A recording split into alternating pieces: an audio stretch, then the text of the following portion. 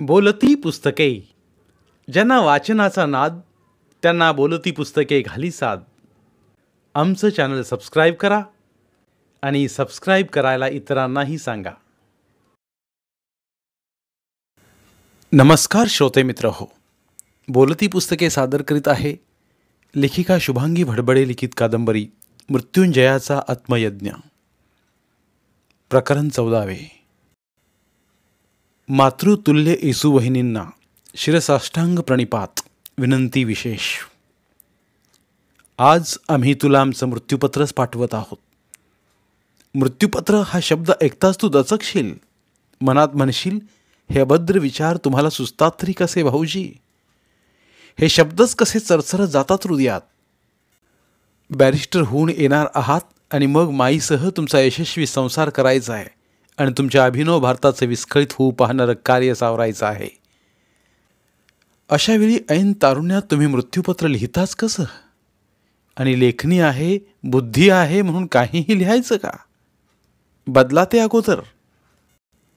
आणि का हो भाऊजी, आपल्याकडे अशी कोणती संपत्ती आहे जी तुम्ही दान करायला मृत्यूपत्र करता आहात? आणि आज कोणत्या मुलांनाही दान देणार आहात मृत्यूपत्र करून? माझी 2 अपत्ये गेली, तुमचा आणि माईचा प्रभाकर गेला. लक्षातच आलं नाही माझ्या. तुम्ही तुमचं वाग्वैभव, तुम्ही तुमच्या साहित्यासाठी मृत्यूपत्र करणार आहात. मृत्यूपत्र करावं असं आहे तरी काय तुमच्याकडे? स्वातंत्र्याच्या वेदीवर आम्हालाही तर अर्पण केलं. आता उरलेत बाळ भाऊजी, त्यांचा तर विवाहही नाही झाला. त्यांनी स्वतःच तुमच्या कार्यासाठी स्वतःला समर्पित केलंय. मग मग मृत्यूपत्र कशाचं? कुणासाठी? तात्या मनाशीच हसले. येसूवहिनी, माझं मृत्यूपत्र वाच तर अगोदर. त्यांच्याच मनातले प्रश्न आणि त्यांचंच त्याला उत्तर. खरंच वेडच लागलंय आपल्याला मातृभूमीच्या स्वातंत्र्याचं. हे आपल्यालाच लागलं असं नाही, तारुण्याच्या उंबरट्यावर असणाऱ्या तरुणांनाही लागले. देश जागा होतोय अशावेळी सावरकर घराणं कधी स्वस्थ बसेल? येसूवहिनी, तुला तरी ते आवडेल? तूच म्हणायचीस ना, जन्माला येणं, संसार करणं आणि मरण आलं की निघून जाणं, ह्याला का जीवन म्हणायचं? भाऊजी, तुमची अभिनव भारतची संकल्पना मला आवडली. तुमच्याकडे पाहून मीही सुरू केलंय मैत्रिणींचं मंडळ, आत्मनिष्ठ युवती संघ. राष्ट्राकरता जगा आणि राष्ट्राकरता मरण स्वीकारा, हे खरं जीवन आहे. आणि आम्ही मृत्यूपत्रात तेच लिहिलंय. वाच तर आधी. केलीस ना सुरुवात? मग वाच, वाच माझे मृत्यूपत्र. वहिनी, तुला सांगतो, आजवर आम्ही जे जे बोललो, जे जे लिहिलं ते केवळ आणि केवळ मातृभूमीच्या अनुषंगानेच होतं. आमच्या सहमित्रांनाही घेतलं. स्वातंत्र्याचा महायज्ञ प्रज्वलित करून त्यात आम्ही आमचं तारुण्यातले देहभोगही समर्पित केलेत. तेच नैतिक कार्य समजून आम्ही वागलो, कारण त्यातच आम्हाला ईश्वर सेवाही वाटली. स्वातंत्र्य प्राप्ती आणि स्वातंत्र्य रक्षण ही देवकार्य आहेत असं आमचं मत आहे. म्हणूनच घरदार संपत्ती ह्याची समिधा त्या स्वातंत्र्य यज्ञात टाकली आम्ही. एवढंच नव्हे तर आमचे ज्येष्ठ बंधू बाबांनीही त्याच कार्याला वाहून घेतलं. एवढंच नाही तर आमचा प्रिय पुत्रही त्या स्वातंत्र्य कार्याला अर्पण केला. खरं ना वहिनी? आणि सांगतो, आम्ही आपल्यालाही त्यात अर्पण केलं आहे. आणि तुला सांगतो वहिनी, तूच अनेकदा आम्हाला धीर दिलास, आम्हाला सातत्याने कार्यप्रवृत्त केलंस. तुला ह्या सर्वांची जाणीवच नव्हती असं कसं म्हणता येईल? सावरकर घराण्याची कीर्ती दिगंत व्हावी असंच तुला वाटत होतं. तू आईच नाहीस तर प्रेरणा आणि आदर्श झालीस. बाबा अंदमानात असतानाही तू विचलित न होता स्वाभिमानाने जगते आहेस. कारण वहिनी, तुलाही माहीत आहे. तात्यांनी कवितेतून वहिनीला लिहिलेलं पत्र पूर्ण केलं. घराची स्थिती त्यांच्या डोळ्यांसमोर होती. परंतु प्रत्येक क्रांतिकारकाच्या घराची स्थिती अशीच असणार. जाणून बुजून विचारपूर्वक घेतलेल्या व्रताची अशीच निष्पत्ती न होता हे सारं होऊन स्वातंत्र्य मिळावं एवढीच अपेक्षा आहे. त्यांनी लेखणी खाली ठेवली. पत्र घडी घालून लिफाफ्यात बंद केलं आणि चौकातल्या पोस्टातल्या पेटीत टाकलं. रात्री 10चा सुमार होता. त्यांच्या खोलीसमोर घुटमळत असलेले, कार्यतत्पर असलेले पार्कर आणि मॅकार्थी त्यांना दिसले. तेव्हा त्यांना वाटलं, नेमकं काय होणार आहे उद्या आपल्या बाबतीत. मॅझिनी, कार्ल मार्क्स, लेनिन, गॅरिबाल्डीसारख्या क्रांतिकारकांनी विदेशातच आश्रय घेतला होता, जिथे ब्रिटिश शासन नव्हतं. आणि आपण पॅरिसला असताना मॅडम कामा नका जाऊ म्हणत इथे का आलो? अटक करून घ्यायला? नाही, इथे आपण न्यायालयात लढू शकतो म्हणून. जन्मभर काय पॅरिसमध्येच आश्रय घेणार होतो? आपल्याला भारतात परत जाण्यापूर्वी महत्त्वाचे कागदपत्र, पुस्तकं आणि आपलं सामान, शिवाय काहीच दिवसांनी मिळणारी बॅरिस्टरची उपाधी घ्यायची होती. परंतु आता पुरते अडकलोत आपण. त्यांनी पार्करला हाक मारली, पुढचं काय हे जाणून घेण्यासाठी. कदाचितच त्यांना कल्पना असेल. पार्कर आणि मॅकार्थी धावतच आत आले. Any problem sir? नाही नाही, मजेत आहे. तुम्हीही सारखे खोलीसमोर आहात तर आम्हाला झोपही ना. विचार केला तुम्हीही जागेत राहात तर बोलावं, रात्र लवकर संपेल. ते दोघं प्रसन्न हसले. त्यांनाही भारतीय क्रांतिकारकाशी बोलायची संधी मिळाल्याचा आनंद होता. पण बोलायला कशी आणि कुठून सुरुवात करावी हे दोघांना कळेना. मॅकार्थी उत्सुकतेने म्हणाला, तुम्ही बंडखोर आहात म्हणून तुम्हाला अरेस्ट केलंय. तुम्ही काय केलं तसं आणि का केलं? तात्या हसले. आम्ही काय केलं? पार्कर सर, तुमच्या देशावर दुसऱ्याने आपली सत्ता स्थापन केली तर तुम्हाला आवडेल? कसं आवडेल? गुलाम होणं कोणाला आवडतं सर? पार्कर बोलला. मग आमच्याच देशात आम्ही स्वातंत्र्यासाठी संघर्ष करत असू तर आम्ही बंडखोर, आम्ही उपद्रवी, आम्ही देशद्रोही कसे? भारत हा आमचा देश आहे. तो आज तुमच्या स्वाधीन आम्ही स्वतःहून केला नाही तर आमच्यावर पारतंत्र्य लादलं गेलंय. ते दोघेही मौन झाले. काही वेळाने मॅकार्थी म्हणाला, हाच गुन्हा आहे तुमचा? यासाठी पकडलं तुम्हाला? भारताच्या स्वातंत्र्यासाठी संघटना उभारणं हा आमचा गुन्हा आहे. भारताच्या स्वातंत्र्यासाठी शस्त्र बाळगणं हा आमचा गुन्हा आहे. आम्ही माथे फिरू किंवा मेंटल हॉस्पिटलमधून सुटलेले वेडे लोक नाहीत, तर आमच्या स्वतंत्र भारतासाठी लढणारे आम्ही जागरूक लोक आहोत. तुम्ही मौन राहाल अशा वेळी? तुमच्या घरात कुणी दरोडेखोर आला तर तुम्ही स्वागत कराल? परंतु अशी वेळच का आली? का झोपले होते इंडियन? का त्यांच्याजवळ लढण्याचं धैर्य नव्हतं? होतं आणि आहेही. भारत सुजलाम सुफलाम म्हणून प्रत्येकच काळात परकीय आक्रमणं होत राहिलीत, युद्ध होत राहिलीत.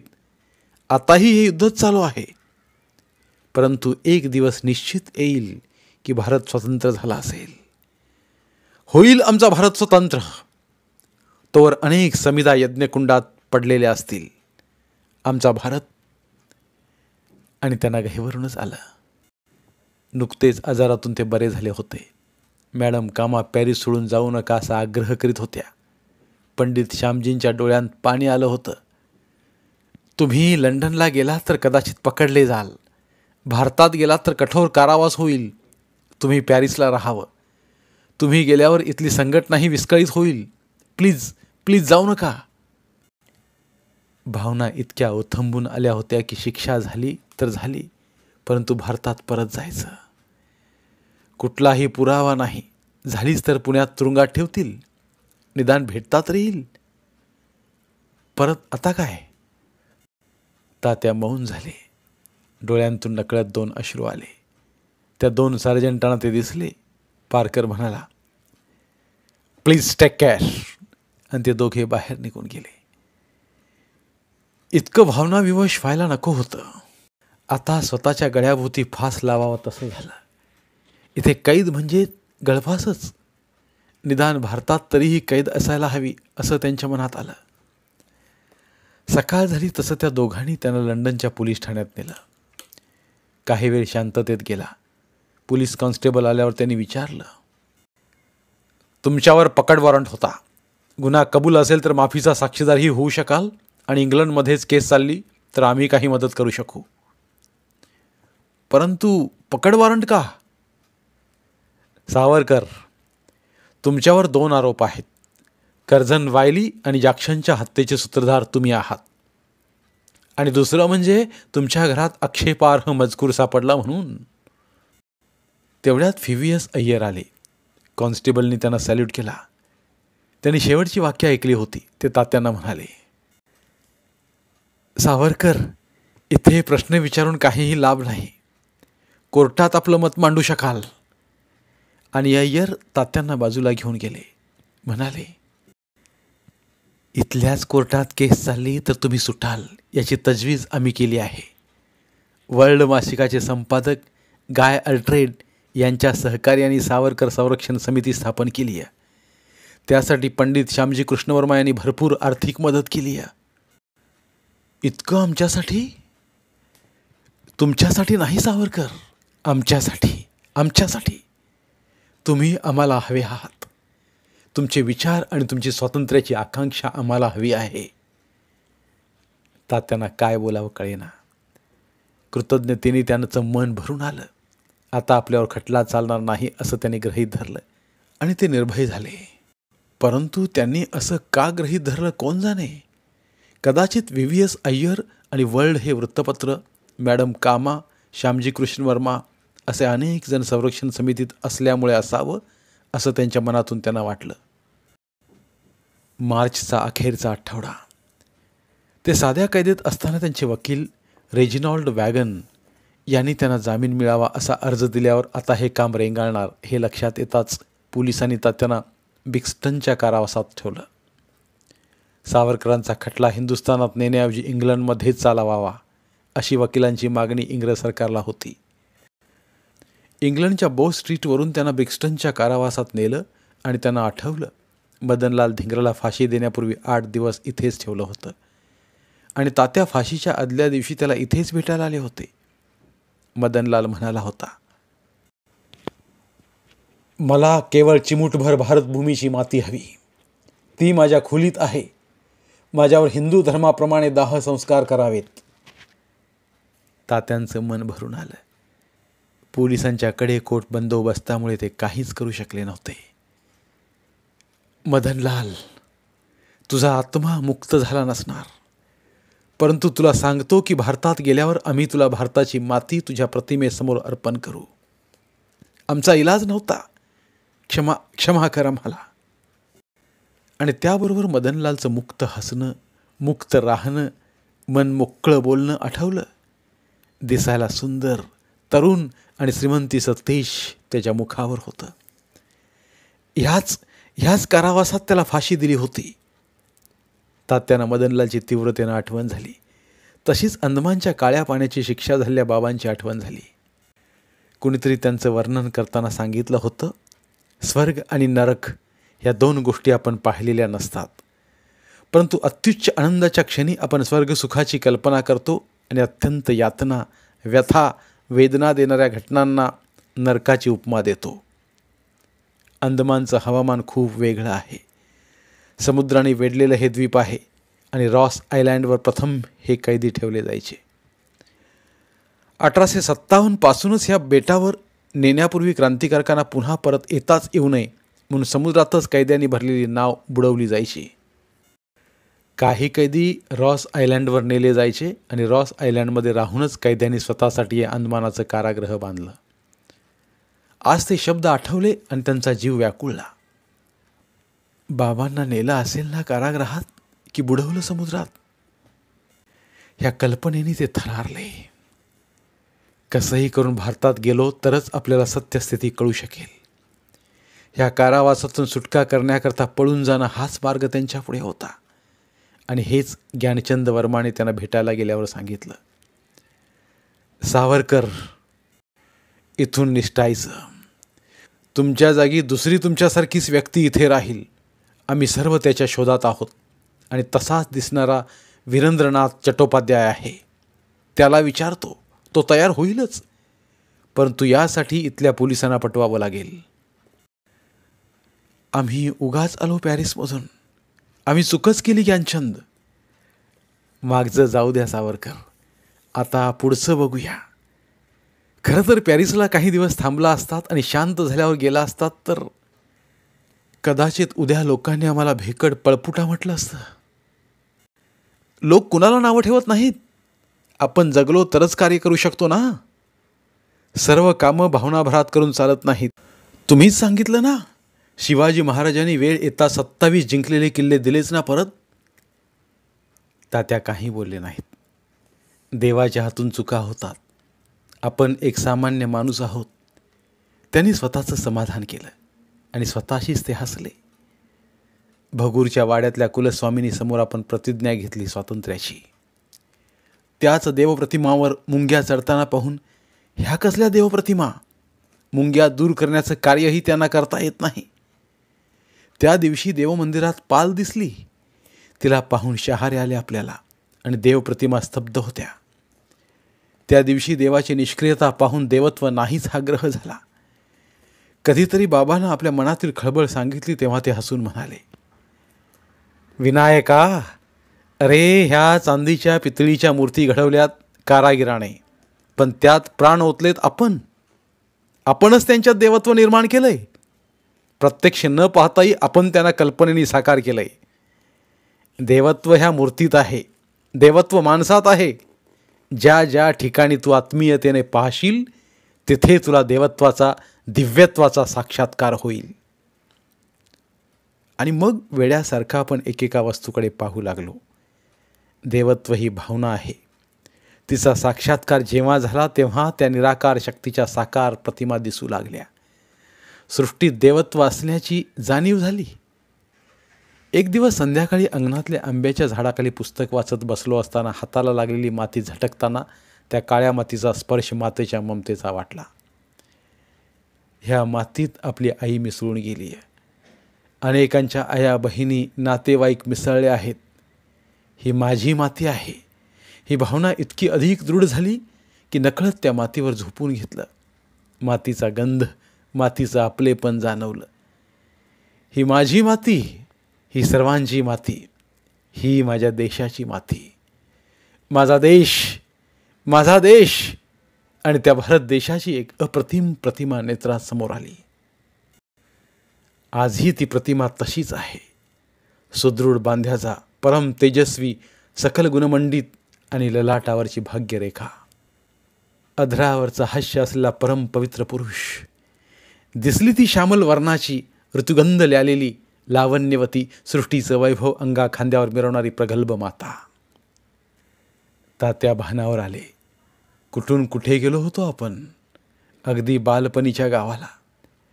त्या राष्ट्रपुरुषाच्या आणि राष्ट्रमातेच्या प्रतिमा हृदयात इतक्या अधिक दृढ झाल्यात की त्या प्रतिक्षणी मनात राहिल्या. तीच भारतमाता असंख्य शृंखलांनी बद्ध, रक्ताळलेली आणि विव्हळताना दिसली आणि प्रतिज्ञा घेतली तिच्या स्वातंत्र्याची. भारतात जायचं आणि एकदा जोरात भारतमातेचा विजय असो, स्वातंत्र्य लक्ष्मीचा विजय असो अशी घोषणा देत सर्वांना एकत्र करायचं. ठरलं आता.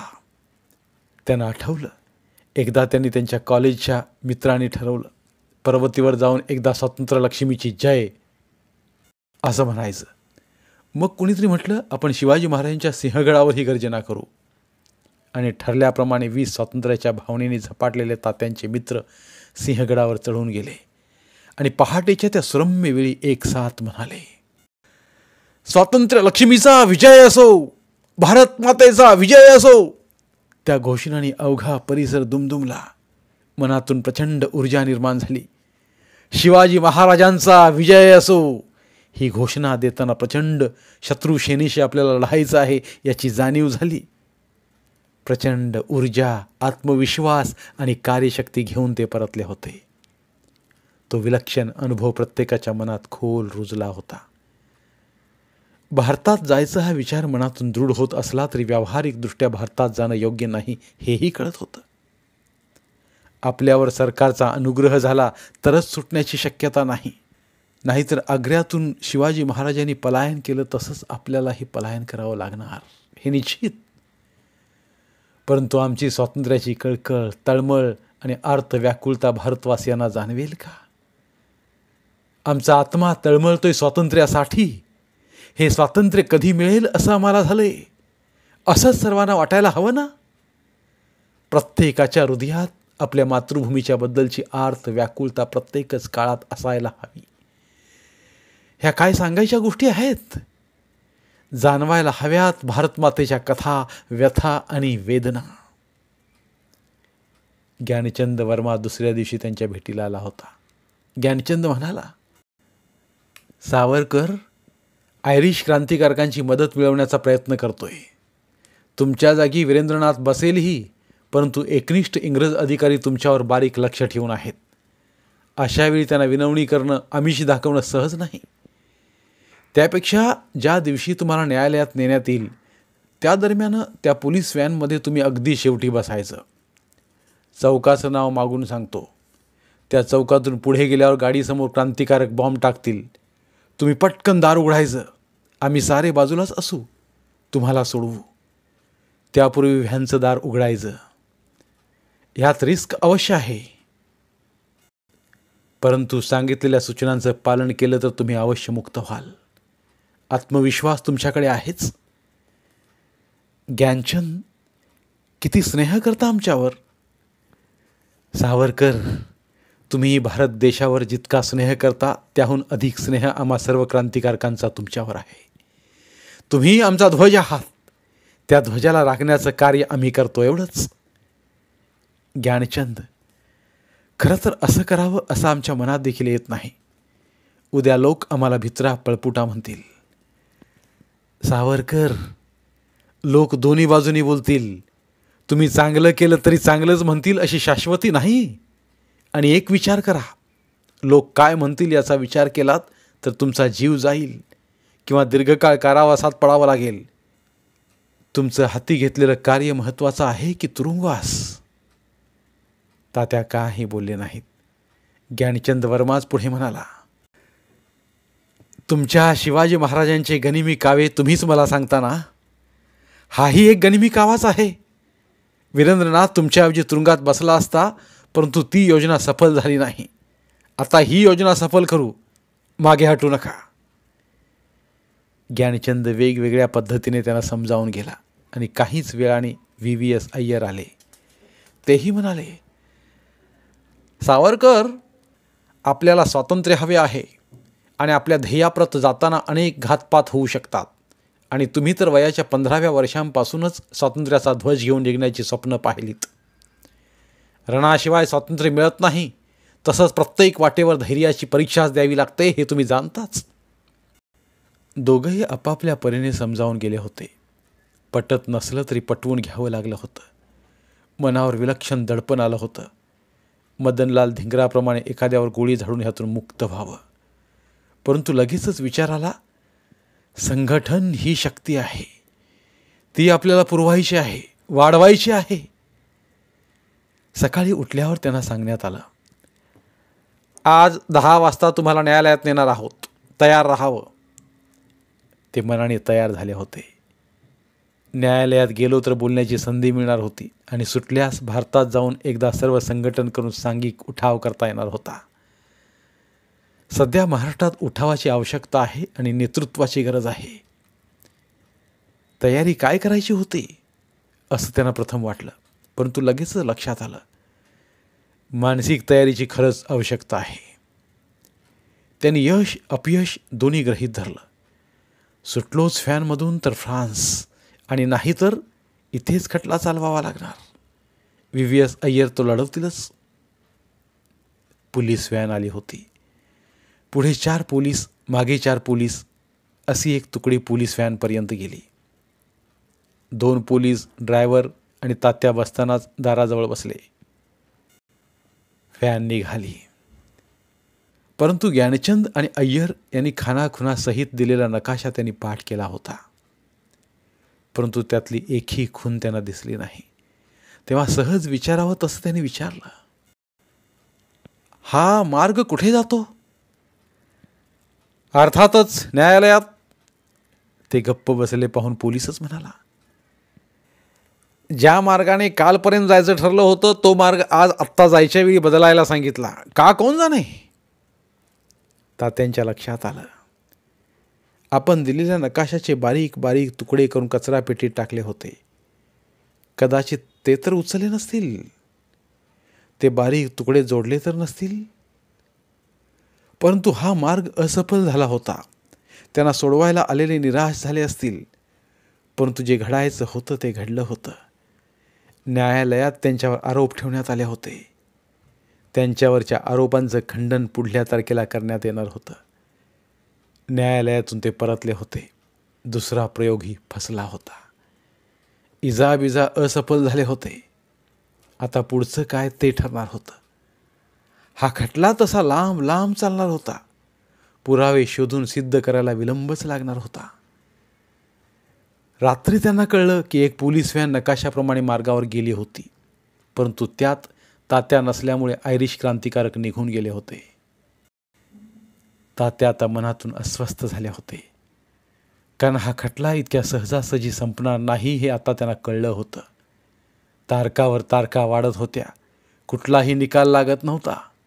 ब्रिटिशांना लंडनमध्ये आणि भारतात कुठलाही सबळ पुरावा मिळत नव्हता आणि संपूर्ण भारतीयांना ब्रिटिशांविरुद्ध चिथावणाऱ्या तात्यारावांना कसंही करून अटक करायचीच होती. कठोरातलं कठोर शासन द्यायचं होतं. तिकडे अभिनव भारताचे कार्यकर्ते डोळ्यात प्राण आणून त्यांच्या आतुरतेने वाट पाहत होते. तसंच त्यांना येसू वहिनींची कमालीची चिंता वाटत होती. अपत्यहीन माई कशा जगत असतील, मूक वेदना दोघीही कशा सहन करत असतील, या विचारांनीच त्यांनी सागराला अर्थसाद घालून आपली आत्यंतिक तळमळ सांगितली होती. परंतु आपल्या भावना खरंच तिथवर पोचल्यात तरी का? सारं सारं मनातल्या मनातच राहिलं. येसू वहिनीचा चेहरा डोळ्यांसमोर येताच ते व्याकुळ झाले. कसं नशीब तिचं. सावरकर घराण्यात प्रवेश केला तो नववधू नाही तर आई म्हणूनच. ती सर्वांचीच आई झाली. तिची अपत्यप्राप्तीचीच आशाही संपली. अण्णांचं निधन झाल्यावर तर ती आपली आणि बाळची प्रौढ माता झाली. अंगावरचा एक एक दागिना उतरवत तिने आपल्याला शिकवलं. माई माहेरी तरी आहेत आणि वहिनीला रामभाऊ दातार आणि भगिनीच्या मानाने स्वतःच्या कुटुंबात ठेवून घेतला आहे. बाबांना अंदमानला काळ्या पाण्याची शिक्षा होऊन ते गेलेत. भगूरचा वाडा जप्त झालाय. 3 ठिकाणी. कसे दिवस जात असतील तिचे. त्यांचं डोळं भरून आलं. अश्रुधारा गालावर उतरल्या. त्यांनी समोरचे कागद हाती घेतले. त्यावर तारीख टाकली. हे प्रियतम भारत माते, 4 वर्ष होत आहेत तुझ्या दर्शनासाठी आम्ही व्याकुळ झालोय. येसू वहिनीसाठी व्याकुळ झालोय. माईंची काळजी नाही, परंतु तुझी चिंता आहे भारत माते. खरं तर जे जे आम्ही लिहितो, मनोमन कल्पना करतो, पाहतो, वाचतो, विचार करतो, ते भारत माते तुझ्याच अनुषंगाने. आमच्यात अनेक दोष असतील, परंतु तुझ्या गुणांची भक्ती आम्ही केली आणि त्यामुळेच आज आम्ही या कारावासात आहोत. दुःख कारावासाचं नाही, दुःख आहे ते आम्ही तुझ्यासाठी काहीच करू शकत नाही याचं. तुझ्यासाठी सारं काही सोडलं माते. घरदार, संपत्ती, भाऊ, वहिनी, पत्नी, सारं सारं सोडलं. त्यात पुत्रही सोडून गेला. ह्या सहाऱ्याचा शोक नाही आम्हाला. तू आम्हाला स्वतंत्र हवी आहेस. परवशतेच्या ह्या बेड्या तुझ्या पावलातून आम्हाला काढायच्या आहेत माते. केवळ आणि केवळ हीच आमची इच्छा आहे. सतीने व्रत करून आपला कुलाचार पूर्ण करावा, तसंच हे असिधारा व्रत आहे. वहिनीला आमचं मृत्यूपत्र पाठवलं खरं, परंतु हजारो मैल दूर असल्या वहिनीला आम्ही असं पाठवायला हवं होतं की नाही, हा संभ्रम आहे मनात. आज जीवन मृत्यूच्या दारात उभा आहे मी. आमच्या पुण्यभूमीत मृत्यू यावा हीच अंतिम इच्छा आहे आमची. ते पत्र लिहित असतानाच ज्ञानचंद वर्मा आला आणि म्हणाला, एक गोष्ट तुमच्या मनासारखी झाली आहे सावरकर. कोणती? तात्याने विचारलं. सावरकरांना जे शासन द्यायचं असेल ते भारतात देण्यात यावं असं कोर्टानं सांगितलंय. म्हणजेच तुमची भारतात जाण्यासाठी जी व्याकुलता होती ती संपेल. ही व्याकुलता पूर्ण होईल. परंतु अनेक पुरावे मिळवून सरकार कोणतं शासन देईल हे सांगता येत नाही. परंतु चुकलंच आमचं. मॅडम कामा आणि तुम्ही म्हणत होतात तुम्ही पॅरिसला राहा, परंतु ऐकलं नाही मी. चुकलं ना? हरकत नाही. मी एक योजना सांगतो, तुम्हाला सुटता येईल. त्याप्रमाणे त्यांनी योजना सांगितली आणि तात्यांनी धैर्याची परीक्षा देण्याचं ठरवलं. दोघंही प्रसन्न होते. धन्यवाद. उर्वरित कादंबरी पुढील भागात. धन्यवाद. बोलती पुस्तके श्रोते मित्रांसाठी मराठी साहित्याचा खजिना फक्त 59 रुपयात.